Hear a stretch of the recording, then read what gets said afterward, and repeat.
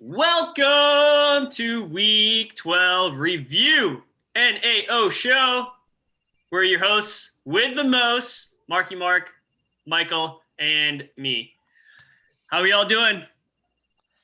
A little lethargic, man. I feel like the Ravens and Steelers in that game I just saw. Yeah. I'm gonna try to power through though, just like they did. I turned it off after Roethlisberger threw a Johnny Manziel type interception down in the red zone. And there's no need to watch the rest of it. Brought back some traumatic memories, didn't it? Watching the Browns. Still too soon. Still too soon. For the viewers, just so y'all know, Michael has to watch all the Cleveland Brown games living in Ohio. Yeah. That's why I had to trade for Landry after OBJ, because I need to at least have some fantasy relevance to these terrible games. Something to root for during the game. Huh? Well, let's get it rolling, Marky Mark. Kick it. Yes, sir. Let's run down through the scores here. I'm going to start out with defenses wins championships at 150. The Spicy Biscuits at 62. So coming in, these were the two teams with the most points against.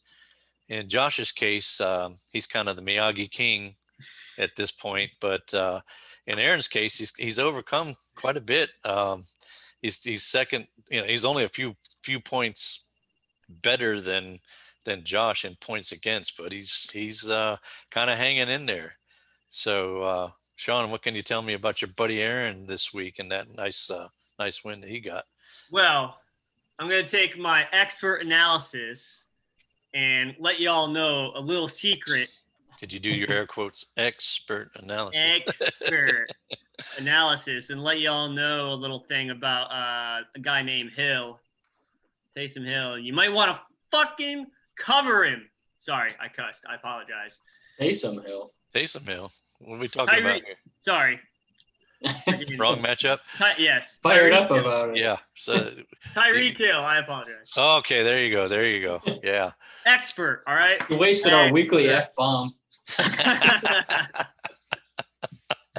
wasted it on you. Yeah. So Taysom Hill was in that game. Interesting. Yeah, Tyreek, man, 51. What was funny to me was looking down the box score right next to Tyreek, Josh had Cooper Kupp, who was at 5.1. For a second, I was like, wait, did they both score 51? Oh, wait, no, there's a decimal point there. So, womp, womp, womp. Wah. Mike, what are your observations on that one? This is the Aaron we've been waiting for. And he hung in there enough to stay in the game. And now look out. Yeah, he's getting healthy at the right time, man. You got to be peaking this time of the season for sure. That Chubb snuck in there with 25 points. Yeah, he's awesome, man. He's one of the best in the biz, man. If he was more of a passing down back, man, that'd be something. All right, let's move on to the next one. We got Goofy Jace 139, the Skippy Dogs 120. It was a decent showing for Skippy, but he'll drop to 6-6 now, and long shot for the playoffs probably. So I have not seen Goofy. I was trying to get up with him today to talk some fantasy. I just wanted to see what kind of trash talking they had going on. But Mike, any observations on this matchup? This kind of reminds me of the Goofy of old, where nobody did really outstanding, but everybody did pretty well. Except that 32 points from Will Fuller stands out, especially with the recent news about him. So yeah, that's not a guy you want to lose coming up to playoff time. Yeah. I had that written down on my notes too. Yeah, it's going to be a tough guy to replace. Yeah, absolutely. What do you think, Sean? Yeah, looking down through his lineup, I'm just trying to see who he would put in there. Maybe Latavius Murray, but how often is he going to get you 25 points or even 2 touchdowns? Yeah. But who knows with the New Orleans Saints offense right now, what the heck they're going to do. It's that's a good point. Automatically forgot who AK was. So. Yeah, no, that's a good point because Murray's been a lot more relevant here in the last couple of weeks with Taysom Hill in there. So wouldn't be a bad flex to put, have Kamara in your running back spot and just throw in Latavius and see what you can get between the two of them, especially with Fuller out. Certainly wouldn't hurt anything to give it a try. So, yeah, Skippy had that monster game from Henry. It's going to be odd if he doesn't make the playoffs. That means no Henry in the playoffs, which won't bother me a bit if I'm in the playoffs and not having to play Henry. Because, man, this time of year, man, he could beat you almost single-handedly. And between Henry and A-Rob, that was half his points. He got 61 points with 2 players. And it was actually just over half. So 120 score, and I got 61 down for Henry and A-Rob. So, yeah, it's a shame he didn't get a little more out of a couple of other guys. He might have gotten that one. All right, let's go on to the high score of the week. And underdogs 160 to 101 over the Real Slim Brady. And I think this is the third time that the underdogs have the highest score in the league, which is odd to see them down there at, I guess they're going to go to 4-8 now. So Sean, what can you add to that?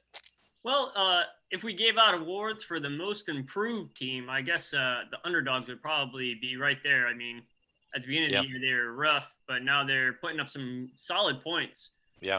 I bet it was really nice having Deebo Samuel come back off the IR. And, well, the IR, he was not on the IR, or else he would have been out for the rest of the season. But they had him practically on IR because of his injuries, but he came out. He was the Deebo of old, 11 catches, 133 yards, and a tackle. Yeah. Tackle made a difference, all right? Yeah, well, we don't give points for tackles in this league, but we'll give him a attaboy anyway. What'd you think, Mike? Yeah, I think, like Sean said, they're a greatly improved team, but do you think they've improved enough to be benching Antonio Gibson against a pretty bad Cowboys defense? Yeah, it's an interesting choice, but I mean, you get the win, so no, Yeah, didn't hurt him any, and Dylan left a lot on his bench again. We talked about that a few different shows. It seems like week to week, it's kind of a running theme with him. So I think Dylan, he's got a decent base there for his roster. He's got to get the right guys in there every week. And I'm again not really trying to trash him on that. We all do that, but just shows that there's a lot of potential there for him. Yeah, they underdogs. They really are improved. I mean, they had double digits everywhere on their roster. I didn't check today's score. I don't think either one of the running backs got double digits for him. But coming into today, everybody they had put up double digits. So just a nice week for him all around. To add to that, Marky Mark, yes, sir. what Michael said, I did a little research, and the last time they sat Gibson was on his bye. It was a little. I'm not sure if I would have the testicular fortitude to sit him against the Dallas Cowboys, but the underdogs did, I guess. Yeah, because I think his last biggest game was against them. Before this game, I think he actually. I was looking back, and I think he actually had his biggest game against Baltimore, which was kind of weird. But it was also kind of I watched that game, and it was just one of those a lot of garbage time crap, and they were just keeping everything in front of him and kind of letting them get some yards. But so really, his probably true best game was against Cowboys a few weeks back. So I'm sure they'll keep that in mind for the next time, especially being such truthers, Gibson truthers, Yeah. So that was odd to see that. What was it? Almost 35 points sitting on the bench. Yeah. I don't know if I could have dealt with them, putting up 190 something, or because we would have had to endure that all week. We would have probably in the next week. Yeah, they would even next week they've been, hey, but how about last week when we got that 190? So maybe that's a good thing. All right, next matchup I'd rather not talk about, but I've got to do it. We have the Carsonists 124, the Baba O'Reilly 74. That was quite an ass kicking, and at least we kept it in the family. No, I think Ian's going to come out with some stupid jokes now. I know, but yeah, I've been trying hard to win that Miyagi, and I'm on a 3-week TD drought. So yeah, watch out when the dam breaks and I get that coming again. But Sean, this is all you, man. Go ahead and gloat for a little bit. Well, I'm not going to gloat any because it'd be it's a hollow win, to be honest with you, because half your team either was down for COVID or hurt in another way. When I beat people, I want them to have everybody that they have on their starting lineup. So when I beat them, I can say, you brought your best and I beat you. That's how I am usually. But I hate that he scored so little. I wish it was a little closer, like mine and Michael's game. Mine and Michael's game was on fire close all week. And those are the games that you join fantasy football for. But well, I'm glad I got the win. Don't get me wrong. This really launches me into the playoffs. So I still had some decent guys in there, but Kyler had a bad game and Kirk dropped a touchdown. And just no touchdowns, man. Just nothing much going on in my roster. What'd you see there, Mike? I guess we didn't talk about it with Aaron on the actual show, the pregame, but Sean got the win with a goose egg here too. Darius Slayton, no catches on 2 targets. Right. Still put up a decent point total there. Yep. I'm not sure. Did he go out with an injury? I know he's questionable now with a hamstring. I didn't watch the game. We didn't get the game here in North Carolina. A shoulder foot injury. I don't know how you do that, but I wonder if he played the whole game or not. I don't know either. I guess I don't know. That's one I missed. I knew the Jones went out, and I guess I wasn't paying much attention after I heard about Jones because that's a pretty big hit for the Giants there. So, but Justin Jefferson had another fantastic game with Adam Thielen out. I was kind of worried about that matchup with Thielen not taking the number 1 corner and then being able to kind of double team Justin Jefferson and make the Minnesota Vikings beat the Carolina Panthers another way. But Justin Jefferson got 7 catches, 70 yards, 2 TDs. Yeah. Pretty good day. Yep. Watching that game, they cut off some of his ADOT wasn't as much as it normally is with Thielen out there. To me, man, why would you change that? Get the ball in his hands, Don't just go boom or bust with him. So that maybe that's something to look at moving forward. But usually that's Thielen's role, though, is the shorter intermediate routes, and let Jefferson go along and see if he can get that mismatch or get a step or two. So he looked good. He looked good catching the ball on those shorter routes and doing things after the catch. He had a lot of experience doing that in the slot at LSU. Not to get too deep into college football, but I saw him do that a lot. Yeah, and then, they had him. They started him out in the slot, but they've moved him to the outside, and he's been a lot more successful out there. So, yeah. All right, let's get to the last matchup that I know Mike doesn't want to talk about, but we got to do it, and that's 2 a time, 118. Frank's Beauty's 112. So this was the closest of the week. I was pulling for you, Mike. I was praying for that Claypool touchdown, but it didn't happen. Tough loss for you. What can you add to that? And this is one where it's unfortunate because I feel like I beat myself on this one, which is terrible. And we talked a little bit about it a few minutes ago, but that the Colts, playing the Colts over the Rams is something that's going to linger in my mind for a while. I missed some things. Colts missing some guys. And I've said this to Sean a few times just in chatting that I haven't really made the wrong defensive selection all season, and the one time I did was a week that I really wanted to win. So, congratulations, Ian, but I beat me here. I had the Colts in another league, and I missed the fact I got so tired of all the COVID crap that I pretty much shut it out for the rest of the weekend, and I totally missed the fact that the Colts were missing several key guys on defense, and they just didn't look the same. I don't think Tennessee puts up that many points on them if they had their full complement, and so that's I learned a lesson with it too, Mike. Unfortunately, you can't shut this stuff out. You gotta power through it. I just got so tired of seeing all the COVID updates that I was like, man, if I see one more COVID update, but I missed the important ones. So, Sean, what can you add to this matchup here? Well, I know from Michael it was a tough loss, but there's definitely Anna. There's definitely some upsides to it. You got Eckler back. This is the Eckler that he wanted, that he went out and got. Yeah. How many catches did he have? 11. Yeah. As wide receiver and running back position. So that's good to see, at least. I still don't think he was 100%, but he's better than 80% than a lot of guys are 100%. That's the facts. Yeah, that's a good one for you to have back, Mike, for sure. Yeah, He's that felt good. It's nice seeing Mahomes, Elliott, Eckler, and Michael Thomas all right in a row on my line. Yeah. The loss really stings. Yeah. Gotcha. All right. Well, I don't think we can add too much more to that. So no Miyagi this week. Josh was the low scorer, so we don't do the Miyagi.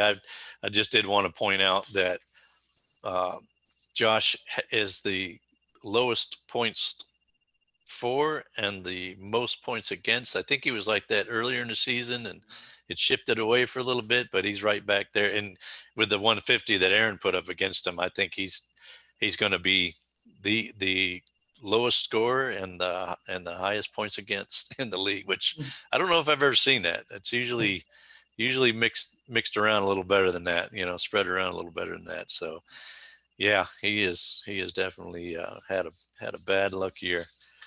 So we don't really talk about the standings here. I still don't think they've updated it on Sleeper. Do you guys want to just look at things and talk about it a little bit there? Yeah, they're not quite updated yet. I was kind of hoping the same thing. I wonder if it'd be overnight, but yeah. With the game being today and games just finishing before our recording, they haven't reset at all. Yeah, and I got to check all the stats and stuff, I guess, too. But I know the first thing that jumps out to me is it looks like Aaron with that win is gonna leapfrog a couple of people here. Yeah, that's a good point, Mark and Mark. It's kind of scary for next season. I know it's a little early to start talking about next season, but defenses win championships has been hurt a little more than everybody, besides maybe Hill this year. And when he starts getting people back, he starts throwing up some points every week. He's not an easy out anywhere. Yeah, it looks to me like I think he's jumping over Skippy and Frank Speedies. Is that? Yeah, it should be, if we're looking at it right. It should be the first week since week 3 that I'm not in the playoffs, right? Just in time for the playoffs to start. Yeah. And then, so Sean, congrats. It looks like you're going up into that 4th spot. Thank you, but then, it should be, I think I still have Skippy by about 1 point or so on points for. It was two and some change. I actually did the math before you came on because I was like, "Ooh, that just got tight, boy!" And those are the 2 points that Zeke scored this week. Ooh, man, yeah. So that's definitely it's really interesting. And we were talking about before we came on that we could potentially have for you guys at 7 and 6 if things shake out one certain way, and it would come down to points. And I think Aaron might sneak in if that's the case. Yeah, on points for if we're all tied, then yeah. So Sean, you have to win next week. If you lose, you're out. Well, if Aaron wins. Yeah, it's gonna be we'll get to the matchups here in a moment and we'll talk about it a little bit more. But yeah, there's I think the bottom 3 are pretty well set, the top 3 are pretty well set, and then everything in between 4 and 8, 4 and 7. It's gonna go. It can do this thing. Yeah, it's gonna. I could potentially be in the bottom 4 when this all shakes out. Right. And you're right. You've been up there in 4th place like most of the season. Just bad run of luck for you the last couple of weeks for sure. Wow.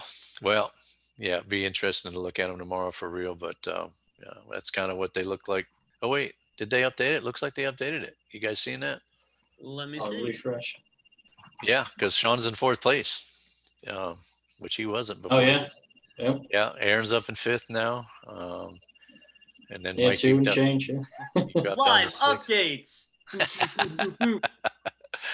Yeah. Well, I put a call into him and said, guys, it really help our show, if you'd get this straight. That's a great commissioner move. Fantastic. Yeah, I do what I can. Mike, you want to shoot from the hip and go through the rankings here? I mean, actually, we really nailed them. Yeah, we did. Yeah, I don't think we got any wrong. Yeah. Oh, shoot, we did. Yeah. And that's sort of my thing. So you're looking at Aaron there with 1487.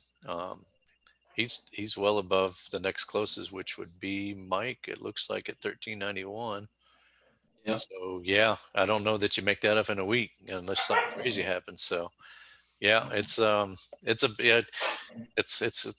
getting tight there in the middle. That's going to be pretty interesting. So why don't I'm we go on to sure. the matchups, I guess, and we can talk a little bit more about how it could shake out, unless Yeah, let's go to matchups. anybody has any more comments on that on the standings. But it'll kind of run together with the matchups here. So all right, get back on the show sheet here. Let's start out with Silly Spicy Biscuits going up against the Real Slim Brady. I am calling this the Miyagi Bowl, since it is the two lowest scorers in the league facing off down at the bottom. Hey, what do you guys think about this, man? So maybe we call the championship game for the number one pick, which I guess is the championship for the consolation round. Let's call it the Miyagi Bowl. What do you think? My vote of approval. You like it? Maybe we'll put it up to a vote, but yeah, that'd be fun, man. Let's call that the Miyagi Bowl. Yeah, That's what's got him down there. Winning Miyagi's is what's got him down there, right? So, but yeah, that's not much. Probably not much to say about it. Sean, you got any comments on that matchup there? I'm super interested to see what Silly Dilly has to do with his lineup with the Tampa Bay Buccaneers on bye week. Oh, that's right. And the Carolina Panthers. And the Carolina Panthers? Yeah, so Robbie Anderson. Oh, and Curtis Samuel. He's got Curtis Samuel too, doesn't he? So I think might have a new low this week. Wow. Yeah. And I'm pretty sure, I'd have to go look, but I'm pretty sure Hill's only win was also against Silly Dilly. No kidding. If I remember that right. They worked together up until recently. Dylan just moved on to a different job, but I know they're probably still keeping in touch with each other. So yeah, that'll be fun. They can it'd be just for bragging rights between the two of them, I guess. All right, let's go on to the next matchup. We're going to talk about yours, Mike. We got the Underdogs versus Frank Beauties. I got to say, Mike, I'm a little concerned for you. We just talked about the points that those guys are putting up and how they're better than their record would show. I really think you need to set your best lineup. It's going to have to be almost a perfect effort on your part. What can you add to that? No, yeah, I agree. This was one I kind of looked at a few weeks ago, kind of doing some standings math in my head, and I saw the Underdogs this week and thought, well, shit, that's not great. But I guess the interesting thing is, like you said, I got to have a perfect lineup. It's something I've been okay on, but yeah, not the best. So yeah, no, I mean, you've done well on that. You said you had the defense snafu this weekend, but yeah, you have been. I mean, you are where you are. You've been in the playoff hunt all season because you have been setting good lineups. So this one here, I just look at the matchups and everything else. Got a lot of red and orange. Yeah. And I'm just like, wow, he's got to make the right calls for sure. Sean, what do you see there?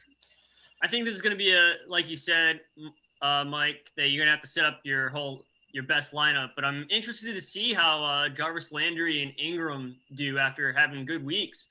It looks like Cleveland actually figured out that Jarvis Landry can catch the football and score touchdowns. So I'll be interested to see if they go back to just Chubb and Hunt for 95 carries.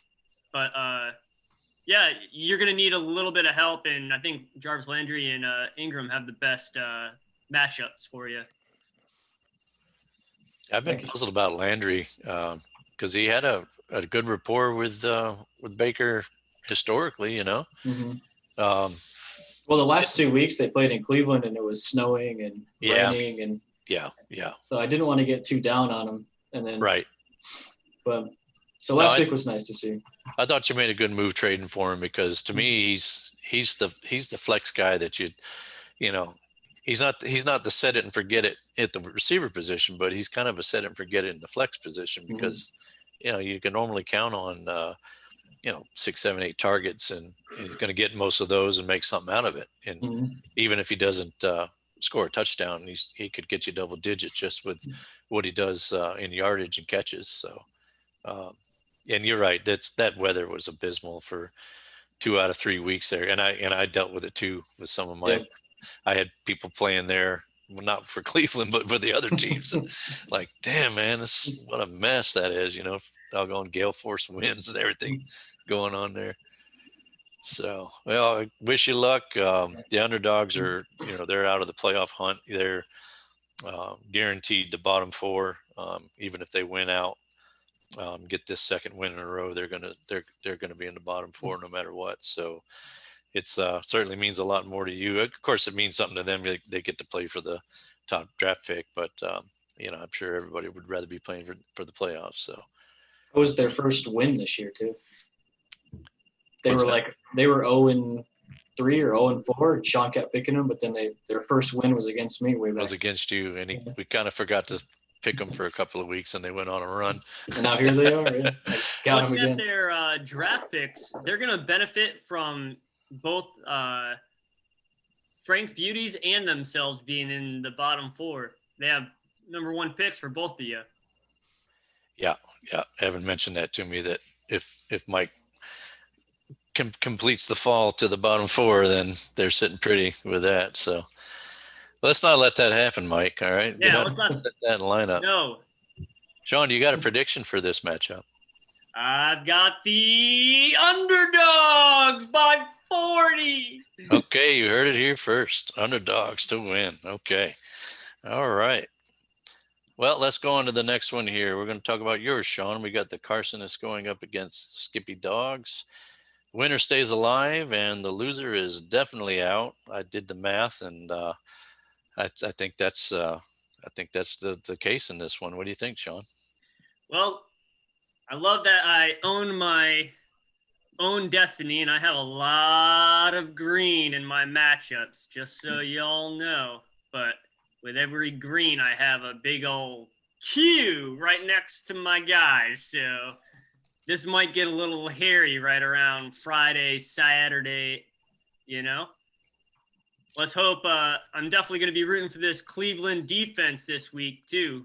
Let's hope you can put Henry under 300 yards and 2 touchdowns, make it close. It looks like Myles Garrett's going to be back. That defense was a lot different without Garrett in there.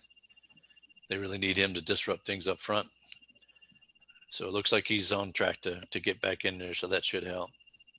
And it's going to be fun to watch the Minnesota Vikings game if I'm able to watch that, because it's Adam Thielen going up against Justin Jefferson. Yeah, that's right. Who are they playing this week? They got a pretty easy matchup, I think, don't they? Jacksonville. I was going to say Jacksonville, but yeah, that should they should be able to do a little something there for sure. Cook is a little bit banged up, and maybe they'll pass a little bit more. We'll have to see what happens there. Mike, do you have any observations on this one here? Any bold predictions here? I'm kind of keeping an eye still on Lamar Jackson. All the signs point to him being back, but that would be a big loss again for Skippy, having to start Daniel Jones. But I think he'll be fine. But yeah, if that hamstring's bothering him, he's not going to run as much, and that takes away a lot of his upside. Because they get the Cowboys next week too. So yeah, and he probably doesn't have to run a whole lot to beat the Cowboys. Yeah. Just sling that ball around, Yeah. That could be a difference maker, I guess, looking at a lot of these matchups. Well, let's play the what-if game. What if Lamar Jackson is down and Daniel Jones is down? Maybe he'll pick up Hinton off the waiver wire and start him. Mike Glennon is out there. Yeah. Mike Glennon, man, he had a pretty decent game. Of course, we said that Garrett was out, so he had a little more time to throw, I'm sure. But, Glennon had a decent game. That was crazy. I had the Cleveland defense starting in another league and thought I had a slam dunk there. No, that was in this league. I'm sorry. That was in this league. I should have started the Saints. That was pretty bad. All right. Well, good luck, Sean. Good luck, Skippy. Good luck, Sean. He's my cousin. I gotta pick him. All right, let's move on to my matchup. Baba O'Reilly's versus Defenses Wins Championships. So no CMC for me. He's on bye. Godwin's on bye. We've talked about Aaron's getting healthy and scoring a lot. I really need that positive TD regression that they talk about, that positive regression that they keep mentioning. I mean, it's been a real drought for me the last 3 weeks, and I'm just hoping that I get that, that it starts to move in the other direction, and I get a whole mess of touchdowns this week, because I think I'm going to need them against Aaron. So, Mike, what are your thoughts on that? Yeah, I kind of agree. You got some tough matchups though. The one that makes me nervous for you is the Cardinals against the Rams there. Yeah. You got a lot of skin in that game going into this week, but yeah, I think talk about some positive regression. I think Murray's, he'll bounce back okay. And I got to start Murray. I mean, he's been down. I think that shoulder's bothering him. He doesn't seem to be running as much, and it's a little bit scary. But I feel like I just got to ride it out and see if he'll bounce back and hopefully get a little more healthy and do a little bit more in this game. But not the defense that you want to be facing when you're hurting and you've been on a downward trend. You don't want to shoot for some Fitz magic going into this last week? I honestly thought about it. I think they have the Jets this week, and I don't know. Only thing I've seen in those matchups is that they get a lead and they take their foot off the gas. So I've played a few of those matchups too, where like, oh yeah, the Jets, man, this is going to be a great game here, and they never really come to fruition. They just it seems like they don't have to do too much to beat them, and so the points are not what you would think they could be. Not many have really smashed against them, except Mahomes, who does that against everybody, right? Yep. So, but yeah, Aaron's lineup being healthy definitely scares me. I wish I had CMC in there. I think he'll be back, but not this week. So I gotta go up against him with Sanders, who's another one on a downward spiral here, and the Philly team. So yeah, I want to get that last win. I think I'm in anyway, but I don't want to be going out. I don't want to be limping into the playoffs, as I like to say. I'd like to be. You traded some touchdowns for that stat correction last year or 2 weeks ago. Yeah. Yeah, right. We'll give you this, but we're not giving you any touchdowns this week. So, yeah, I tell you, man, it's been crazy. I mean, just no touchdowns. On Sunday, my phone was so doggone silent. I'm like, where's the beep? I want to hear the little beep, I got nothing, man. Nothing. Except for a couple guys on my bench. I did have a couple touchdowns on my bench, in both my dynasty leagues. So yeah, it's going to be an interesting one, because we've talked about it. If Aaron wins this one, then he probably has enough points to get that fourth point place if Sean was to lose and they all tie at 7-6. So that's going to be a really important matchup, even though, like I say, I think I'm good for the playoffs, but it's going to be an important matchup for that 4th through 7th spots. All right, let's go on to our last matchup of the week next week, and that is Tua time. Our buddy Ian going up against Goofy Jakes. Whoa. Goofy Jace. I said Jakes. Goofy Jace. So the top two teams playing in the last week. It's pretty interesting matchup. I got a running joke with Goofy. Mike, you talking about starting the wrong defense. That's been Goofy's theme. In the losses he had, if he'd started the right defense, he would have got the wins.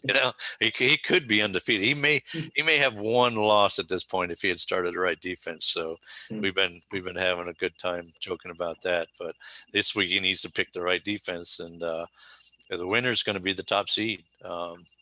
Looked over everything there, and whoever wins that, with Goofy having a little bit of a cushion on points, if they finish tied, then Goofy's got them on the points. So, Sean, what do you think about this one? Man, this one could go either way. I feel whoever is gonna be the hottest team, I think they're both gonna have high points this week, but it's gonna be who's the one that has the more boom players, as you will. Ian definitely does not need Darren Waller to have the week he did last week, because he's been pretty pretty stout for him all year, but 4.5 points last week did not help him at all. Yeah, and in the game he should have done a lot better for sure. That was a crazy game for Carr and for Waller there. I don't think he'll be starting Hinton this week. Do you think he might pivot off of him? Who? Love, huh? Who? I'd love it. Yeah, yeah. That game might be a shootout, so who knows? I'd love it if he did start him. That'd be good. That'd be fun. Yeah, and we talked about Goofy lost Will Fuller there. It's a pretty big hit, man, because it's like the first season I think that Fuller's actually played most of the games of the season, and he's been good in every single game, and that's a big loss for him. He's got a few pieces there that he can probably plug in, but I'd hate to go into this matchup against Ian knowing that I just lost one of my best flex guys, the guy that can get you 30 points pretty easily. With that said, it's kind of hard to know what Alvin Kamara is going to come out. Which one is it going to be? Is it going to be the one of the last 2 weeks, or is it the one of the rest of the season? Yeah. Is he going to get 2 points, or is he going to get 15 points? I mean, that is the definition of a boom or bust play right now, and yeah, he needs them to come out hitting on all cylinders. Yeah. Yeah, that's got to be concerning, the drop off in his work in the passing game.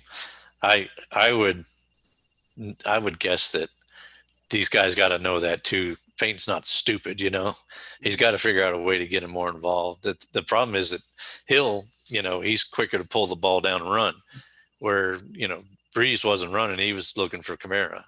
I'm sure he probably had one eye on down the field and one eye on Kamara every time he dropped back. So it's got to be winning. That's what scares me the most. Like with Michael Thomas and how they're using him, the Saints just keep winning. Yeah. So what's there to change? Yeah. Yeah, that's true. It's very true. That's why I said I think I'd put Murray in there too, and just get the best out of the New Orleans backfield that I could get. He's got both those pieces, so that's what I'd be plugging in.